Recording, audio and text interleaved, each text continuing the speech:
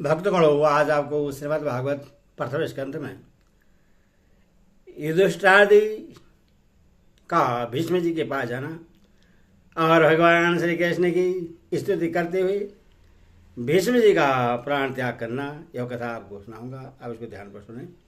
सूर्य कहते हैं, इस प्रकार राजा युधिष्ठिर प्रजाद्रोही से भयभीत हो गए। फिर सब धर्मों का ज्ञान प्राप्त करने की इच्छा से उन्होंने कुरुक्षेत्र की यात्रा की, जहां भीष्म पितामह सरसैया पर पड़े हुए थे। सनकादि ऋषियों उस समय उन सब भाइयों ने स्वर्ण जटित रथों पर इनमें अच्छे अच्छे घोड़े जूते हुए थे सवार होकर अपने भाई युधिष्ठिर का अनुगमन किया। उनके साथ व्यास, धौम्य आदि ब्राह्मण भी थे। सौनक जी अर्जुन के साथ भगवान श्री कृष्ण भी रथ पर चढ़कर चले।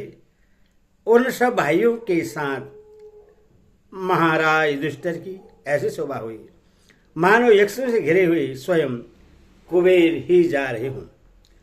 अपने अनुचरों और भगवान श्री कृष्ण के साथ वहां जाकर पांडवों ने देखा कि भीष्म पितामह स्वर्ग से गिरे हुए देवता के समान पृथ्वी पर पड़े हुए हैं।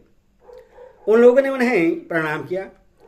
सौनक जी उसी समय भरतवर्षियों के गौरव स्वरूप भीष्म पितामह को देखने के लिए सभी ब्रह्म ऋषि, देवर्षि और राजषि वहां आए। पर्वत नारद, धौम्य, भगवान व्यास, बृहस्पति, भरद्वाज शिष्यों के साथ परशुराम जी, वशिष्ठ, इंद्र पर्वत, तीर्थ, गिरसंबत, असित, कशिवान, गौतम, अंत्री, विश्वामित्र, सुदर्शन तथा और भी सुखदेव आदि शुद्ध हृदय महात्मागण एवं शिष्यों की सहित कश्यप, अंगिरा पुत्र बृहस्पति आदि मुनिगण भी वहां पधारे। भीष्म पितामह धर्म को और देश काल के विभाग को कहाँ किस समय क्या करना चाहिए इस बात को जानते थे। उन्होंने उन बड़भागी ऋषियों को सम्मिलित हुआ देखकर उनका यथा योग्य सत्कार किया।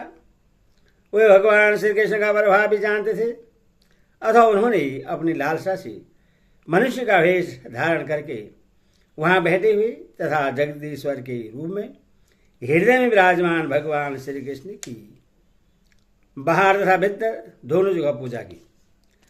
पांडव बड़े विनय और प्रेम के साथ भीष्म पितामह के पास बैठ गए।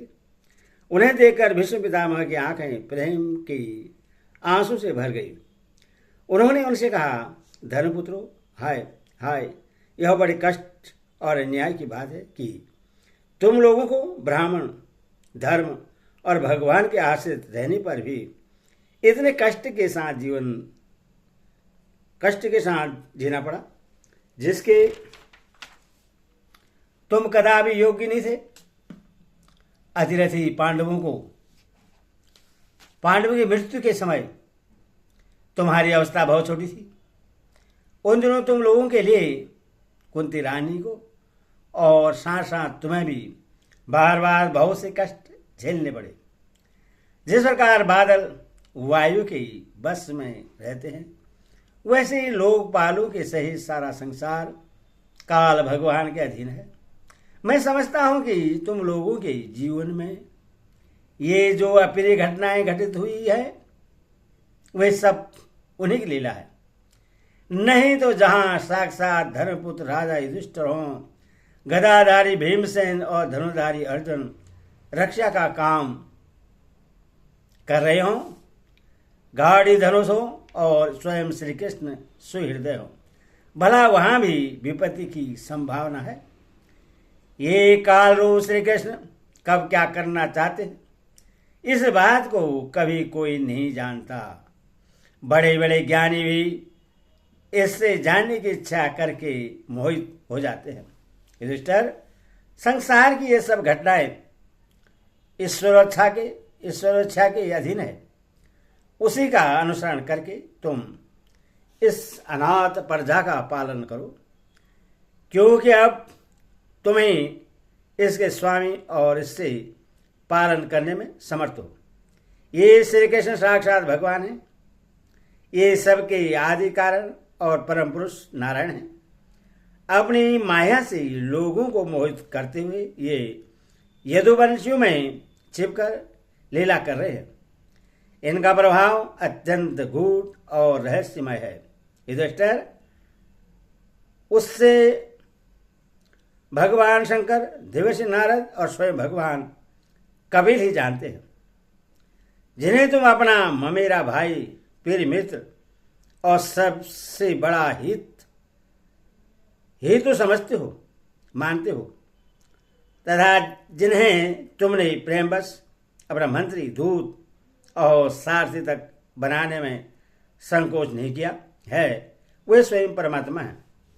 इन सर्वात्मा, समदर्शी, अदित्य, अहंकार रहित और निष्पाप परमात्मा में उन ऊंचे नीचे कार्यों के कारण कभी किसी प्रकार की विषमता नहीं होती। युधिष्ठिर, इस प्रकार स्वतंत्र सम होने पर भी देखो तो सही, ये अपने अन्य प्रेमी भक्तों पर कितनी कृपा करते हैं। यही कारण है कि ऐसे समय में जबकि मैं अपने प्राणों का त्याग करने जा रहा हूं, इन भगवान श्री कृष्ण ने मुझे साक्षात दर्शन दिया है। भगवत प्राण योगी पुरुष भक्ति भाव से इनमें अपना मन लगाकर और वाणी से इनके नाम का कीर्तन करते हुए शरीर का त्याग करते हैं और कामनाओं से तथा कर्म के बंधन से छूट जाते हैं। वही देव भगवान अपने प्रश्न हास्य और रक्त कमल के समान अरुण नेत्रों से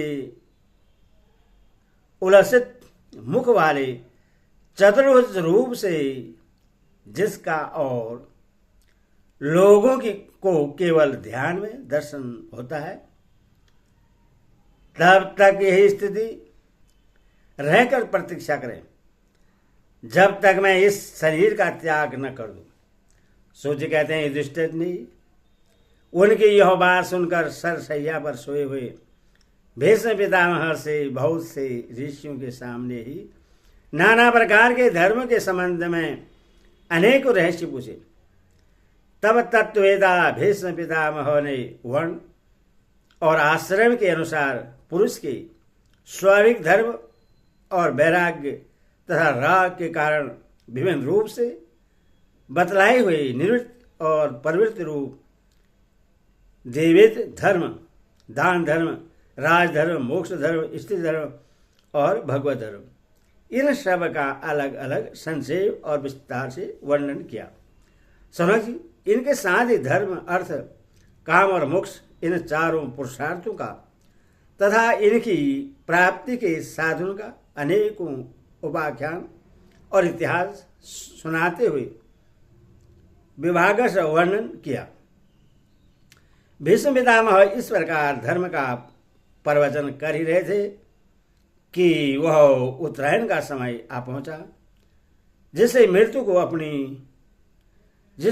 अपने अधीन रखने वाले भगवत प्राण योगी लोग चाह करते हैं। उस समय हजारों रथियों के नेता भीष्म पितामह ने वाणी का संयम करके मन को सब ओर से हटाकर अपने सामने स्थित आदि पुरुष भगवान श्री कृष्ण में लगा दिया। भगवान श्री कृष्ण ने सुंदर चतुर्भुज विग्रह पर उस समय पीताम्बर फहरा रहा था। भीष्म जी आंखें उसी पर एकटक लग गई। उनको शस्त्रों की चोट से जो पीड़ा हो रही थी, वह तो भगवान ने दर्शन मात्र से ही तुरंत दूर हो गई। तब भगवान की विशुद्ध धारणा से उनके जो कुछ अशुभ शेष थे वे सभी नष्ट हो गए। अब शरीर छोड़ने के समय उन्होंने अपने समस्त इंद्रियों के वृत्ति विलास को रोक दिया और बड़े प्रेम से भगवान की स्तुति की। भीष्म जी ने कहा, अब मृत्यु के समय में अपनी यह बुद्धि जो अनेक प्रकार के साधनों का अनुष्ठान करने से अत्यंत शुद्ध एवं कामना रहित हो गई है, यदुवंश शिरोमणि अनंत भगवान श्री कृष्ण के चरणों में समर्पित करता हूँ, जो सदा सर्वदा अपने आनंदमयी स्वरूप में स्थित रहते हुए ही कभी विहार करने की, लीला करने की इच्छा से प्रकृति को स्वीकार कर लेते हैं, जिससे यह सृष्टि परंपरा चलती है। जिनका शरीर त्रिभुवन सुंदर एवं श्याम धमाल के समान सांवला है, जिसमें सूर्य रश्मियों के समान श्रेष्ठ पीतांबर लहराता रहता है और कमल सदृश मुख पर घुंघराली अलकें लटकती रहती है, उन अर्जुन सका श्री कृष्ण में मेरी निष्कपट प्रीति हो। मुझे युद्ध के समय की उनकी वह विलक्षण छवि याद आती है। उनके मुख पर लहराते हुए घुंघराले बाल घोड़ों की टाप की धूल से मटमैले हो गए थे और पसीने की छोटी छोटी बूंदें शोभायमान हो रही थी। मैं अपने तीखे बाणों से उनकी त्वचा को बीत रहा था। उन सुंदर क्वच मंडित भगवान श्री कृष्ण के प्रति मेरा शरीर, अंतकरण और आत्मा संपृक्त हो गई। अपने मित्र अर्जुन की बात सुनकर जो तुरंत ही पांडव सेना और कौरव सेना के बीच में अपना रथ ले आए और वहां स्थित होकर जिन्होंने अपनी दृष्टि से ही शत्रु पक्ष के सैनिकों की आयु छीन ली, उन पार्थ सखा भगवान श्री कृष्ण में मेरी परम प्रीति हो। अर्जुन ने जब दूर से कौरवों की सेना के मुखिया हम लोगों को देखा, तब पाप समझकर वह अपने स्वजनों के वर्ग से विमुख हो गया। उस समय जिन्होंने गीता के रूप में आत्मविद्या का उपदेश करके उसके सामयिक अज्ञान का नाश कर दिया, उन परम पुरुष भगवान श्री कृष्ण के चरणों में मेरी प्रीति बनी रहे। मैंने प्रतिज्ञा कर ली थी कि मैं श्री कृष्ण को शस्त्र ग्रहण कराकर छोड़ूंगा। उससे सत्य एवं ऊंची करने के लिए इन्होंने अपनी शस्त्र ग्रहण न करने की प्रतिज्ञा तोड़ दी। उस समय वे रथ से नीचे कूद पड़े और सिंह जैसे हाथी को मारने के लिए उस पर टूट पड़ता है, वैसे ही रथ का पहिया लेकर मुझ पर झपट पड़े। उस समय वे इतने वेग से दौड़े कि उनके कंधे का दुपट्टा गिर गया और पृथ्वी कांपने लगी।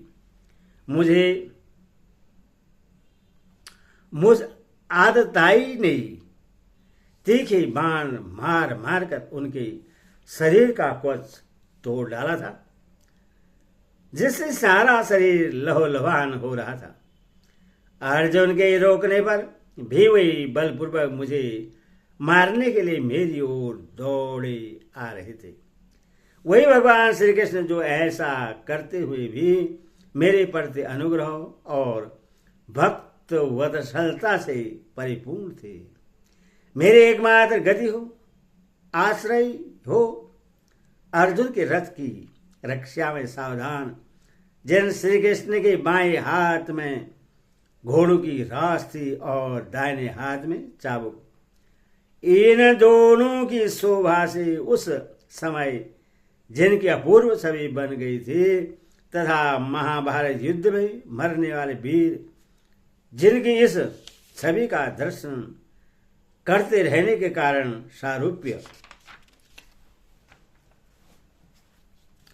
मोक्ष को प्राप्त हो गए, उन्हें पार्थ सारथी भगवान श्री कृष्ण में मुझ मरणासन की परम प्रीति हो। जिनकी लटकीली सुंदर चाल, हाव भाव युक्त चेष्टाएं, मधुर मुस्कान और प्रेम भरी चितवन से अत्यंत सम्मानित गोपियां रास लीला में उनके अंतर ध्यान हो जाने पर प्रेमोन्माद से मत वाली होकर जिनकी लीलाओं का अनुकरण करके तन्मय हो गई थी, उन्हीं भगवान श्री कृष्ण में मेरा परम प्रेम हो। जिस समय युधिष्ठिर का राष्ट्रीय यज्ञ हो रहा था, मुनियों और बड़े बड़े राजाओं से भरी हुई सभा में सबसे पहले सबकी ओर से इन्हीं सबके दर्शन भगवान श्री कृष्ण की मेरी आंखों के सामने पूजा हुई थी। वे ही सबके आत्मा प्रभु आज इस मृत्यु के समय मेरे सामने खड़े हैं। जैसे एक ही सूर्य अनेक आंखों से अनेक रूपों में दिखते हैं, वैसे अजनवा भगवान श्री कृष्ण अपने ही द्वारा रचित अनेक शरीरधारियों के हृदय में अनेक रूप में जान पड़ते हैं। वास्तव में तो वे एक और सबके हृदय में विराजमान है। उन्हें इन भगवान श्री कृष्ण को मैं भेद भर्म से रहित होकर प्राप्त हो गया हूं। सूर्य कहते हैं, इसी प्रकार भीष्म पितामह ने मन, वाणी और दृष्टि की वृत्तियों से आत्मस्वरूप भगवान श्री कृष्ण में अपने आप को लीन कर दिया। उनके प्राण वहीं विलीन हो गए और वे शांत हो गए। उन्हें अनंत बर्मा में लीन जानकर सब लोग वैसे ही चुप हो गए जैसे दिन के बीत जाने पर पक्षियों का कलरव शांत हो जाता है।